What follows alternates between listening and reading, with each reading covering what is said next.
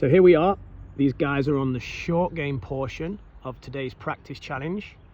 So on Monday, we had the short game test, which is 18 shots set up, and they did all 18 shots in a row, and they got a point every time they hit it inside 9 feet. This is the same. They get a point every time they hit it inside 9 feet, except instead of doing all 18 shots in a row, they do 3 shots from the challenge. And once they've done 3 shots from the challenge and recorded how many points they've got from those 3 shots, they then make their way all the way up past Kohr Mountain, down and onto the range. And the reason that we're doing this is we're trying to make the chipping challenge harder, not by giving them more complex shots or different points, but by injecting more spacing, variability and challenge into the way that the task is structured. So we can see here's another student. They've just come back from the range. So what that student has done, they have hit 5 balls focused on their golf swing, doing the sandwich drill. And then they've hit 5 balls focused on their breathing technique, and then they've hit 5 balls focused on center strike. And then they've made their way over, and he's now taking on shot number 1 of the yellow section of the chipping challenge. These guys are on shot number 3 of the yellow section, and again, a point every time they get inside 9 feet. So we can see 2 of them have played. See what's going on here. Looks pretty good for a point there. Shot! Okay, so that would be a point. He'll move on to the next one. And like I've said, instead of hitting all 18 shots from the chipping challenge in a row, oh, perfect. Instead of hitting all 18 shots from the chipping challenge in a row, you hit 3, and then you make your way to the range. So what we should see now is these guys will pace off, collect their points, and then they'll take the walk this way. So just like Coach Drayton is about to do, these guys, wow, what an effort that is. Great shot. That was a kind of a coach error there. I put that pin in a very complex position, not by design.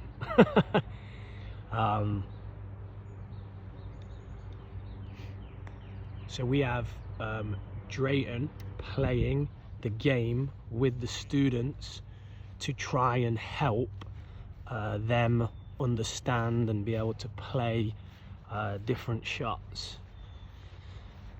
So like I said, once the coaches have once the players have hit the 3 shots from the chipping challenge, they'll come across to the range. And when they get across to the range, there's a different task for them to do. They'll do 5 balls sandwich swing, 5 balls working on breathing, and 5 balls working on center strike. So these guys are now in the range portion of the challenge.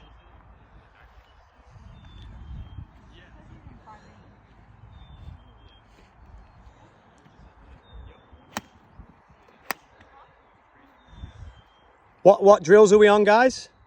I'm on the breathing off. Breathing. Sandwich, let's focus in on this one. Okay, so keep going. Just pretend I'm not here. So the sandwich drill. So good swing is made. So whatever his coach wants him to work on, that's the movement.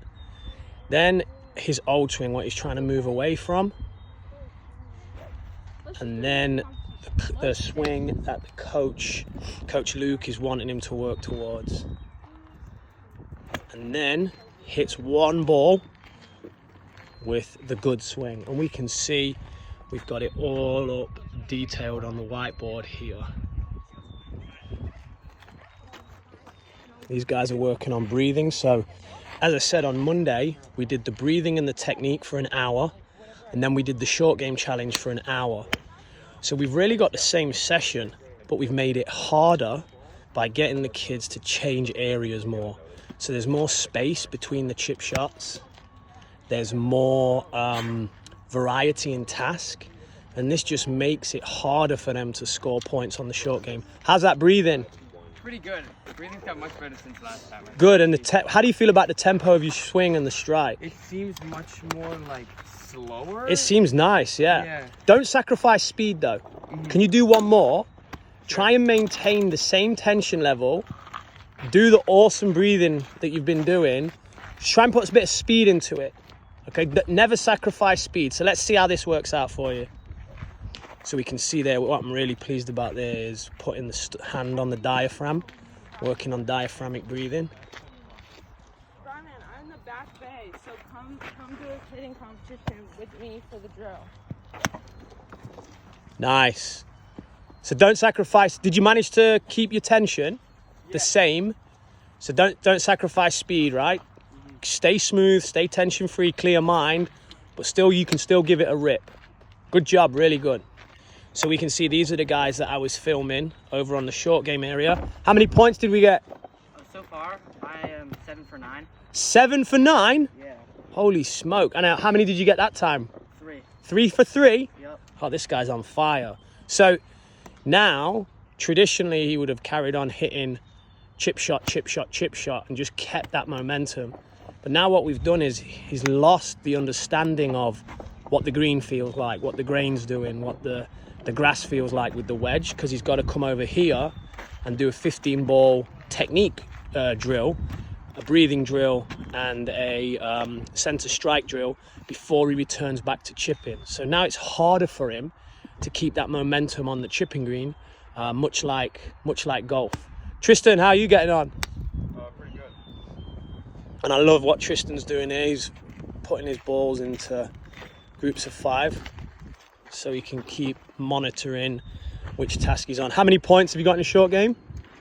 5 out of 9. 5 out of 9, good. What did you get last time? Can you remember? 14 out of 18. 14, so we got to get the foot on the gas to match what we got on Monday. Yep. So now we can see into the sandwich drill. And what I really love about this is the learning environment that's being created. It's very much in line with how humans learn, sort of taking the feelings away, taking the ability to just repeat a task over and over again away from them, and having them challenge their mind when they get back to the short game or when they get back to this area, having them really try and recall what they were working on previously in that area, rather than the way we structured it on Monday, which was 1 hour and 1 hour. Not that the way we did it on Monday is wrong. That was a great starting point, but just having the ability to inject more spacing, variability and challenge into the practice by getting them to move more and interleaving the full swing station with the performance game. It's just really great to understand that that's helping them learn, and also what it really is helping them in is their engagement.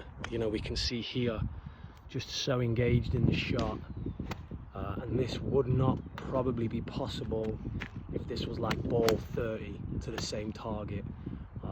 So really pleased with how the silver group are doing, and I really like this structure for helping students evolve mechanics and golf swing stuff, as well as putting their short game under pressure in a performance task back over there on Kohr Golf's awesome short game area.